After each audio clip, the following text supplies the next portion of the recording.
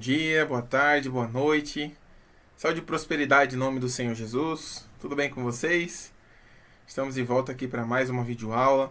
Hoje nós vamos falar um pouco da lição 5 de uma série de 16 lições. E hoje o tema da lição é o tema da nossa revista, Graça Escandalosa. Então, hoje nós vamos nos aprofundar um pouco mais nesse tema em específico. E espero que cada um de vocês estejam atentos, porque juntos nós iremos crescer e amadurecer sobre esse tema nessa lição de hoje, em nome do Senhor Jesus. E como de costume, nós vamos ler alguns versículos, e o versículo, tanto para memorizar como a leitura bíblica em classe, são os mesmos. Então nós vamos resumir em uma única lição. Só que aqui fala Romanos 5 e sugere do 6 até o 11.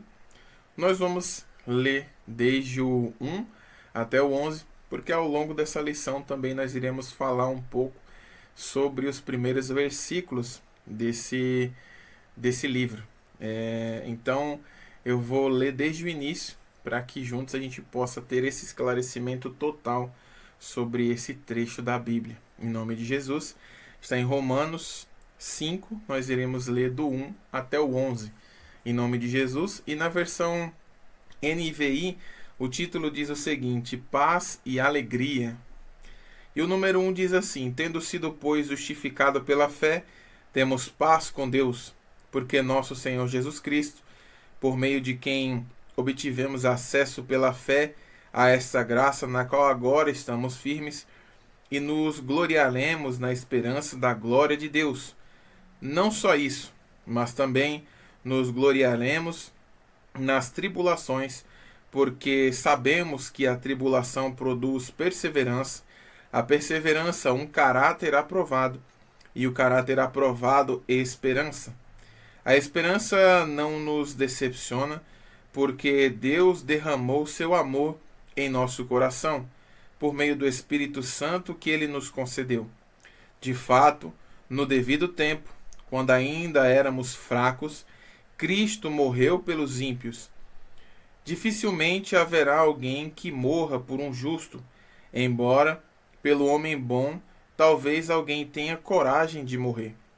Mas Deus demonstra seu amor por nós. Cristo morreu em nosso lugar, quando ainda éramos pecadores. Como agora fomos justificados por seu sangue, muito mais ainda, por meio dele, seremos salvos da ira de Deus.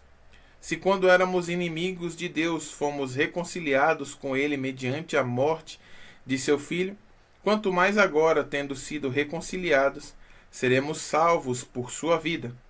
Não apenas isso, mas também nos gloriamos de Deus por meio de nosso Senhor Jesus Cristo, mediante quem recebemos agora a reconciliação.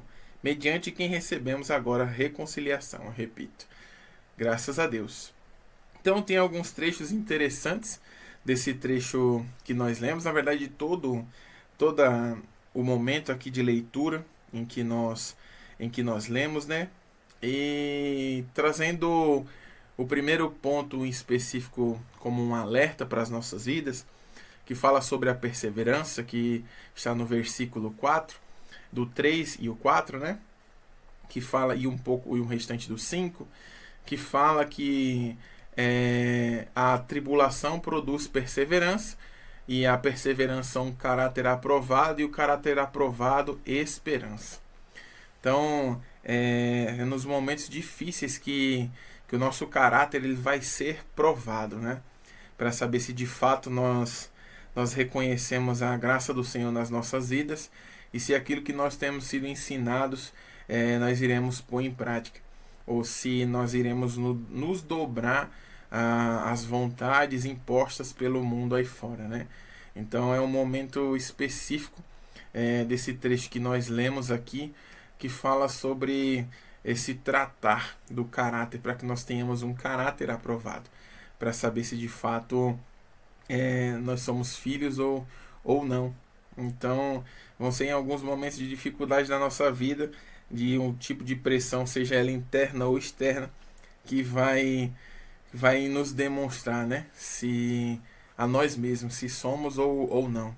Eu sempre comento sobre essa passagem bíblica, que lá fala em Deuteronômio, se eu não me engano, 8, em que Deus fala que a palavra de Deus fala que Deus provou aquelas pessoas, o povo que ele escolheu, né, deixou com fome, passar algumas dificuldades.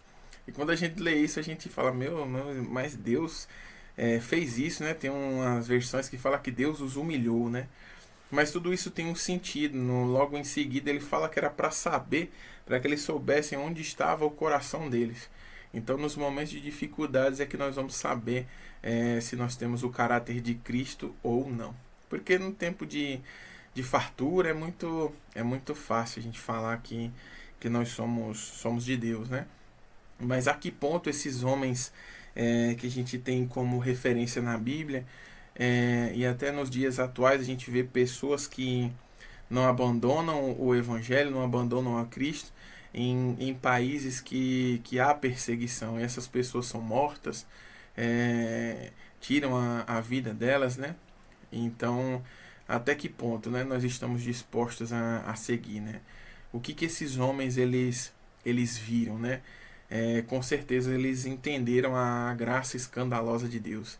Então eles entenderam aquela passagem que Paulo fala que morrer para ele é lucro, mas viver é Cristo. Então fica esse momento também de reflexão para cada um de nós. Será que nós estamos dispostos a fazer o que esses homens e mulheres eles fizeram, esses mártires, né? Então fica essa reflexão já no início dessa lição. E a introdução, ela diz o seguinte: imagine receber um presente valioso que você não mereceu e nem pediu. E isso é a graça de Deus. Ela vai contra tudo o que o mundo considera justo. Somos ensinados que precisamos trabalhar duro para merecer qualquer coisa. Mas a graça é diferente. Ela nos alcança mesmo quando somos indignos. Em Romanos 5, que foi o que nós lemos, o apóstolo Paulo nos ensina que a graça de Deus não é limitada pelas nossas falhas. Pelo contrário, é na nossa fraqueza que ela se manifesta com maior força. Quando olhamos para o mundo, vemos um sistema baseado em mérito. Recebemos reconhecimento pelo que acertamos e sofremos consequências pelo que erramos. Mas a graça de Deus quebra esse paradigma. Ela não é uma recompensa, é um presente imensurável e imerecido. Essa é uma verdade difícil de compreender, porque desafia nossa lógica humana.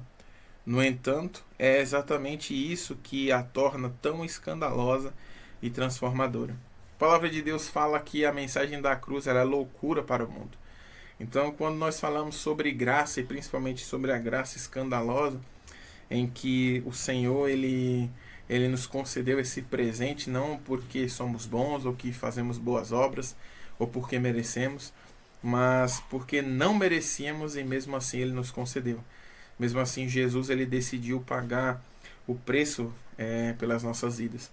No versículo que nós lemos, no 7, fala que dificilmente haverá alguém que morra por um justo, embora pelo homem bom talvez alguém tenha coragem de morrer. Aqui fala talvez em algumas circunstâncias, né, em algum parente amado, alguma questão, talvez alguém tenha coragem de morrer no lugar dessa pessoa, né? Mas diferente de Jesus, ele não fez aquilo só por quem era aparentemente bom, mas o sacrifício de Jesus foi por todos. Não teve nenhuma separação. Então aqueles que compreendem esse sacrifício e que entregam a sua vida a Jesus, eles começam a entender um pouco mais sobre essa graça escandalosa. Deus ele pagou um alto preço, né? Jesus morreu por cada um de nós, morreu não só por pessoas que aparentemente praticavam o que era correto, né? Que aparentemente tinham um bom caráter, mas por todos. Então isso é loucura para algumas pessoas quando ouvem sobre isso, né? às vezes o julgamento que se tem, né? O meu pastor ele sempre conta uma história que quando ele entregou a vida dele para Jesus, as pessoas na empresa que ele trabalhava falavam para ele: ah, você matou, roubou, fez tudo que não podia, agora quer dar uma de santinho, né? Então a natureza humana ela vê a graça de Deus como algo louco, né?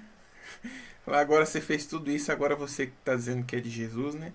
Quantas pessoas não cometeram crimes, atrocidades, e depois que conheceram o Evangelho se tornaram pessoas que transformaram e impactaram a sociedade. Uma das pessoas que, infelizmente, eu não tive contato, mas por curiosidade vi um vídeo, né, de uma pregação dele.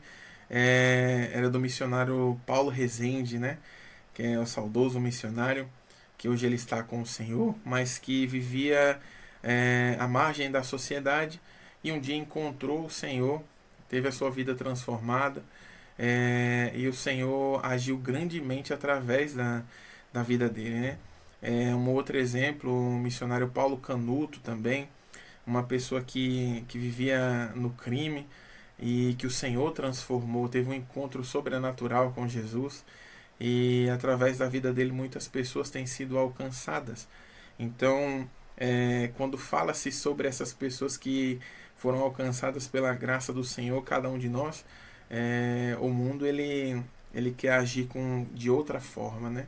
Mas é por isso que se chama graça escandalosa. Foge do entendimento, né, de cada um de nós. Então, nós vamos entender um pouco mais sobre isso nessa lição de hoje. Então, fique atento a tudo aquilo que será falado em nome do Senhor Jesus. E esse trecho que nós lemos foi a introdução e nós iremos partir para o ponto 1, em nome do Senhor Jesus. E o trecho 1 diz o seguinte: a maravilha da graça. Romanos 5:1, que também nós lemos no início, fala: sendo, pois, justificados pela fé, temos paz com Deus por meio do nosso Senhor Jesus Cristo. Justificação significa ser declarado justo. É como se um tribunal celestial nos absolvesse de todas as nossas culpas e pecados. Não porque somos inocentes, mas porque Jesus assumiu nossa culpa. Ele pagou o preço que nunca poderíamos pagar. É um presente oferecido por Deus e tudo o que precisamos fazer é aceitá-lo. Deus nos justifica porque Ele nos ama. O 1.1 diz assim: paz com Deus. Justificados pela fé, temos paz com Deus. Romanos 5:1. A justificação pela fé nos reconcilia com Deus e nos traz paz com Deus. Antes de sermos alcançados pela graça, estávamos em guerra com Deus por causa do pecado. Se manifestava na forma de culpa, vergonha e separação espiritual. A paz que vem da justificação é profunda e permanente. Deus não é mais visto como um juiz severo, mas como um pai amoroso. Isso transforma completamente nosso relacionamento com Ele. O 1.2 diz o seguinte: graça para permanecer firmes. Romanos 5:2 diz o seguinte: por intermédio de quem obtivemos acesso pela fé a esta graça no qual agora estamos firmes. A graça de Deus nos sustenta. Agora fique atento a esse trecho. É um trecho importante e que precisa ter o nosso entendimento e um esclarecimento. Não é uma justificativa para o pecado. Fique atento a esse trecho que nós vamos ler agora, em nome de Jesus.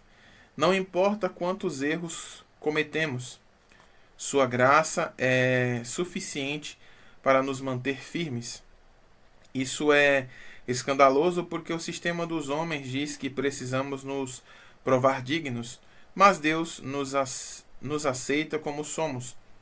Não é nossa forma que nos sustenta, mas a força de Deus que opera por meio de sua graça.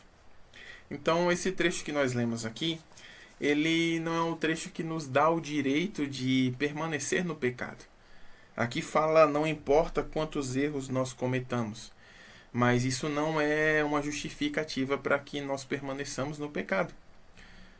Há necessidade de que cada um de nós se arrependa das más práticas, mas como eu sempre explico em algumas lições, né, principalmente do CCE, é que o sangue de Jesus ele não é um cloro que nós utilizamos para limpar roupas brancas. Que todas as vezes que a roupa branca ela se suja, né, vamos dizer assim, com algum tipo de molho, e aí a gente usa o cloro para poder limpar. Chega um momento em que, de tanto passar cloro nessa roupa branca, os traços originais dela eles são perdidos. A roupa ela fica amarelada, desbota, até o ponto de rasgar. Então esse trecho de que não importa quantos erros nós cometamos, isso não é um direito para que a gente permaneça e continue no pecado. Às vezes algumas pessoas utilizam o trecho da Bíblia como uma justificativa para os pecados, que justamente está em Romanos, nesse próprio capítulo 5, que no final dele fala que onde abundou o pecado, superabundou a graça. Mas isso não é um direito para continuar no pecado. Se você continuar lendo Romanos, eu até separei esse trecho que logo é no início do capítulo 6, e diz o seguinte: que diremos então? Continuaremos pecando para que a graça aumente? Uma pergunta. E a resposta vem em seguida no 2. De maneira nenhuma. Nós, os que morremos para o pecado, como podemos continuar vivendo nele?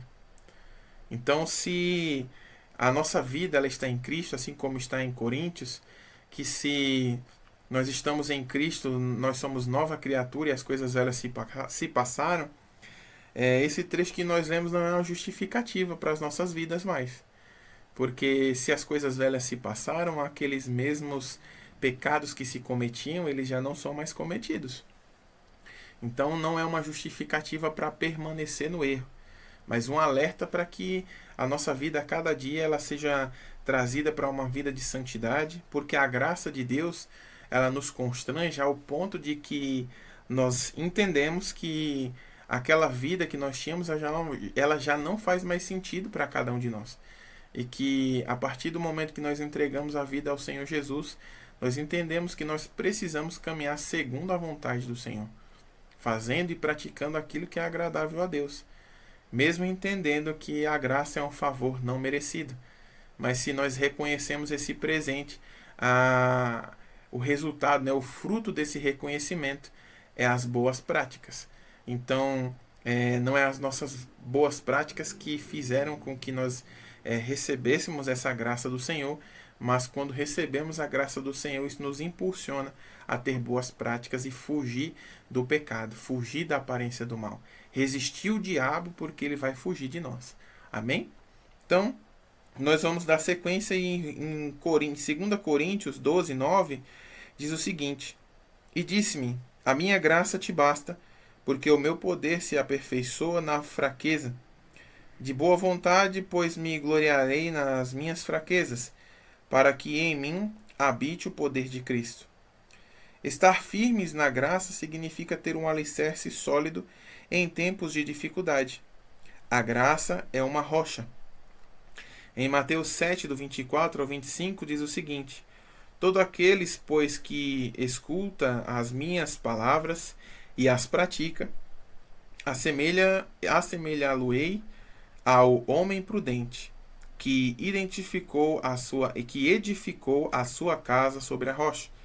E desceu a chuva, e correram rios, e assopraram ventos, e combateram aquela casa, e não caiu, porque estava edificada sobre a rocha.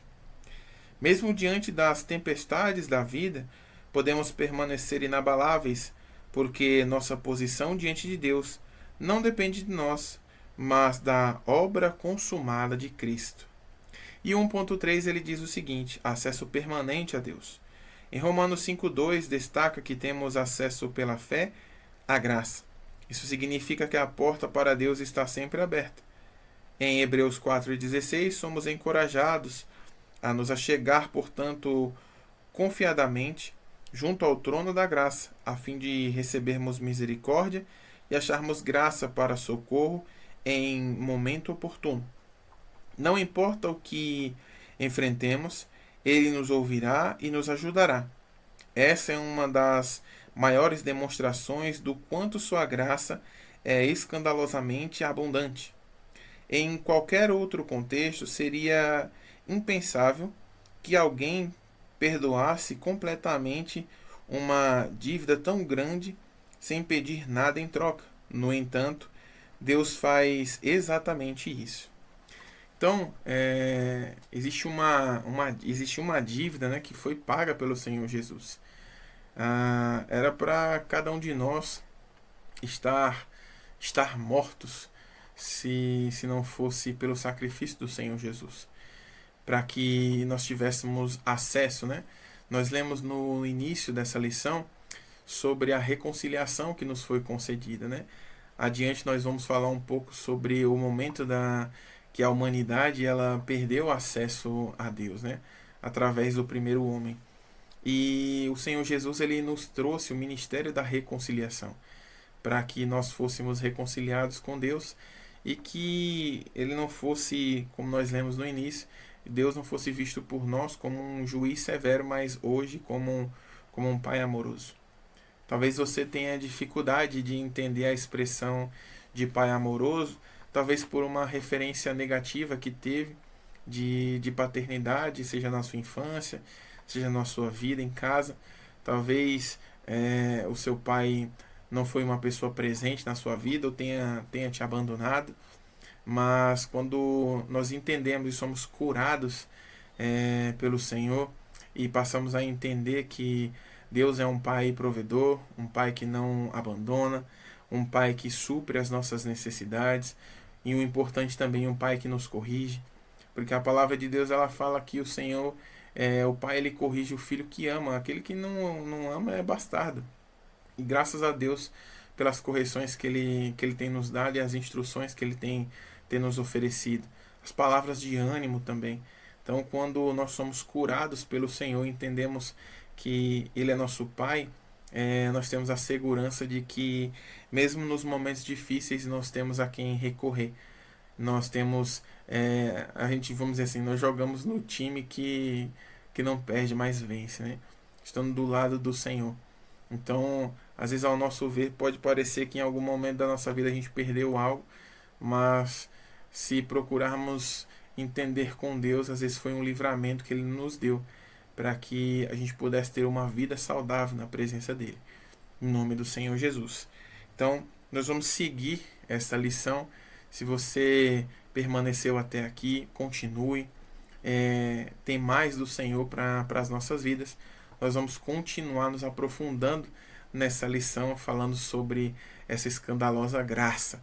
Então permaneça atento ao vídeo, fique atento a tudo aquilo que será falado ainda nessa videoaula em nome do Senhor Jesus. Nós iremos para o ponto 2, em nome de Jesus. E o trecho 2 diz o seguinte: Cristo morreu por nós.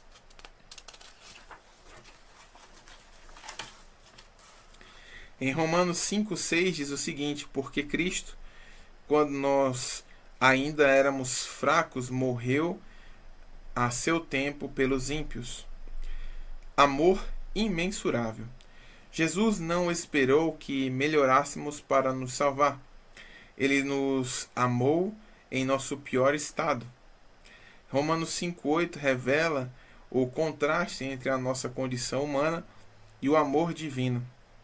Enquanto estamos perdidos, longe de Deus, Ele escolheu agir por nós. É um amor que desafia a lógica humana, como descrito em 1 João 4,10. Esse amor não é apenas declarado, mas provado através da cruz, um ato de sacrifício supremo e eterno. Então, nós vamos ler aqui 1 João, para que não fique só na referência. 1 João 4,10. que diz o seguinte: nisto consiste o amor. Não que nós tenhamos amado a Deus, mas em que Ele nos amou e enviou seu Filho como propiciação pelos nossos pecados. O 2.2 ele diz o seguinte: substituição na cruz. Romanos 5,10 diz: quando ainda éramos inimigos, fomos reconciliados com Deus mediante a morte do seu Filho. Jesus tomou o nosso lugar. Ele recebeu o castigo que merecíamos e nos deu a vida eterna. Essa troca é o centro da graça escandalosa. A doutrina da substituição é evidenciada em Isaías 53:5, que diz o seguinte: Mas ele foi transpassado por causa das nossas transgressões, foi esmagado por causa das nossas iniquidades, e castigado, e o castigo que nos trouxe a paz estava sobre ele, e pelas suas feridas fomos curados. Jesus assumiu nossos pecados para que pudéssemos receber o favor imerecido de Deus. A cruz não foi apenas um evento histórico, mas uma declaração eterna de que Deus estava disposto a pagar o preço mais alto pela nossa redenção. Isso é amor. Talvez alguns de nós, antes de conhecermos a Jesus, ou quando recebemos o convite, para começarmos a ser igreja, a entregarmos a nossa vida para Jesus, convidados ao batismo. Talvez a expressão que nós usamos para aquela pessoa que nos evangelizou, que falou do amor de Deus para nós, foi o seguinte: eu preciso melhorar para começar a ir para a igreja. Eu preciso parar de beber, preciso parar de fumar, preciso parar de fazer isso, fazer aquilo, preciso estar melhor para depois eu ir para a igreja.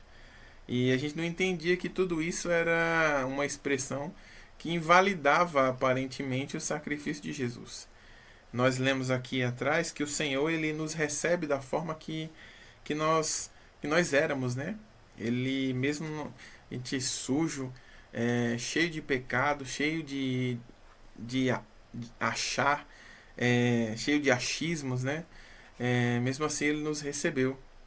Ele limpou as nossas chagas, as nossas feridas. Ele nos curou e tem nos tratado até hoje, tem nos curado, tem nos alimentado, tem nos mantido, tem renovado as nossas forças, o nosso vigor, o nosso ânimo. E não tem como, por mais que a gente aprofunde nesse tema, a gente não conseguiria explicar esse tema na sua totalidade sobre essa escandalosa graça do Senhor.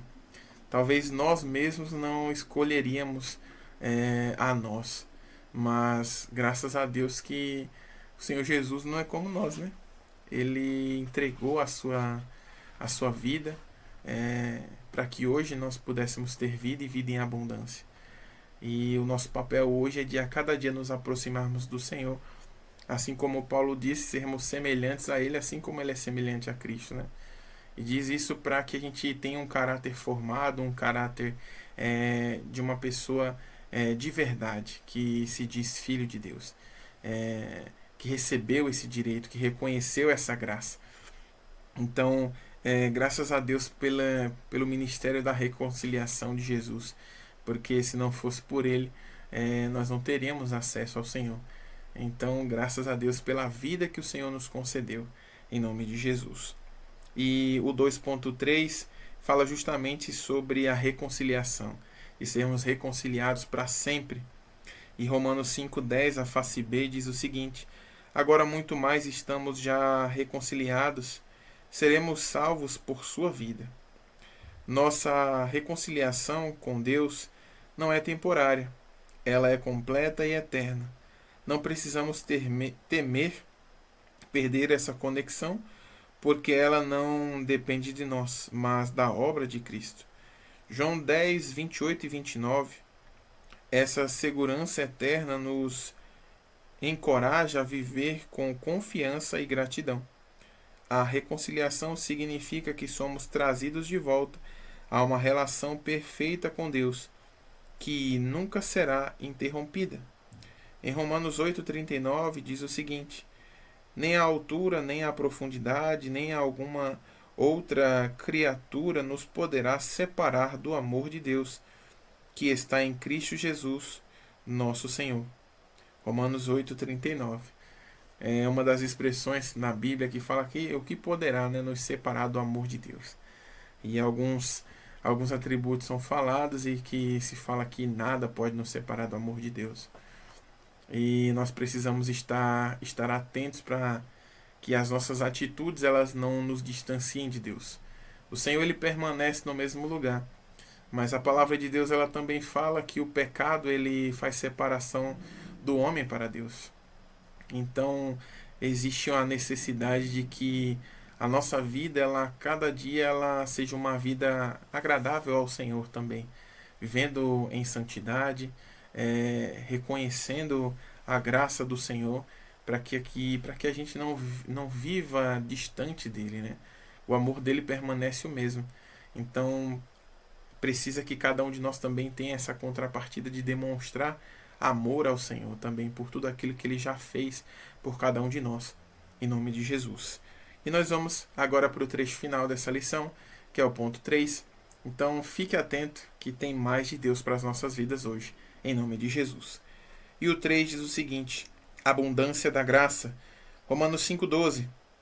Portanto, assim como por um só homem entrou o pecado no mundo, e pelo pecado veio a morte, assim também a morte passou a toda a humanidade, porque todos pecaram. Adão e Cristo. Romanos 5:12 e 15 diz o seguinte: por meio de um homem entrou o pecado no mundo. Assim também a graça de Deus e o dom pela graça de um só homem, Jesus Cristo, transbordaram para muitos. Adão trouxe o pecado que corrompeu a criação e afastou a humanidade de Deus. Contudo, Cristo, o último Adão, trouxe redenção e restauração. Essa comparação é poderosa porque nos mostra que o plano de Deus supera em muito as consequências do pecado. Enquanto em Adão todos morreram, em Cristo todos podem ser vivificados. Em 1 Coríntios 15:22 diz o seguinte: porque assim como todos morreram em Adão, assim também todos serão vivificados em Cristo. A graça de Deus não apenas anula os efeitos do pecado, mas oferece uma nova vida repleta de esperança. E o trecho 3.2 diz o seguinte: onde reinou o pecado? Mas onde abundou o pecado, superabundou a graça. Romanos 5:20, que foi o que nós falamos no trecho anterior. O pecado parece invisível e suas consequências são devastadoras, mas a graça de Deus é sempre maior. Por meio de Cristo, Deus não apenas perdoa, mas transforma. O exemplo da mulher adúltera é uma prova clara disso, onde o pecado era evidente e digno de condenação. Jesus respondeu com perdão e redenção.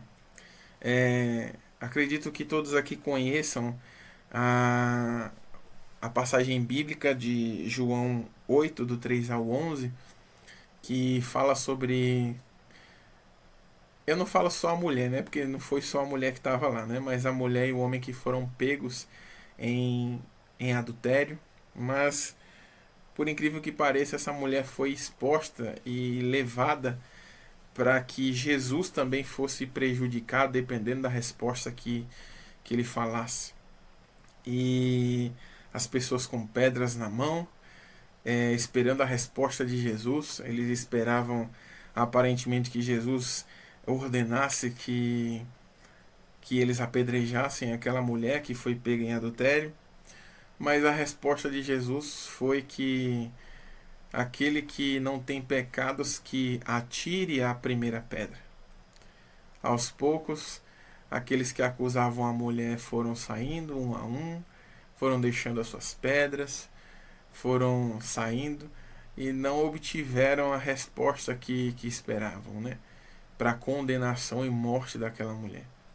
E eu quero ler pelo menos um trecho desse versículo, né, que está em João 8, do 3 ao 11, que é o trecho final, que é onde Jesus ele fala para a mulher, né? Mulher, onde estão aqueles teus acusadores? Ninguém te condenou? Jesus fez uma pergunta. E ela disse, ninguém, Senhor. E disse-lhe Jesus, nem eu também te condeno. Agora é um trecho que cada um de nós precisa prestar atenção no que Jesus fala. Não foi uma concordância com o pecado, mas foi um aviso. Você recebeu a graça, mas você precisa cuidar daquilo que te foi concedido. E Jesus ele fala, vai-te e não peques mais.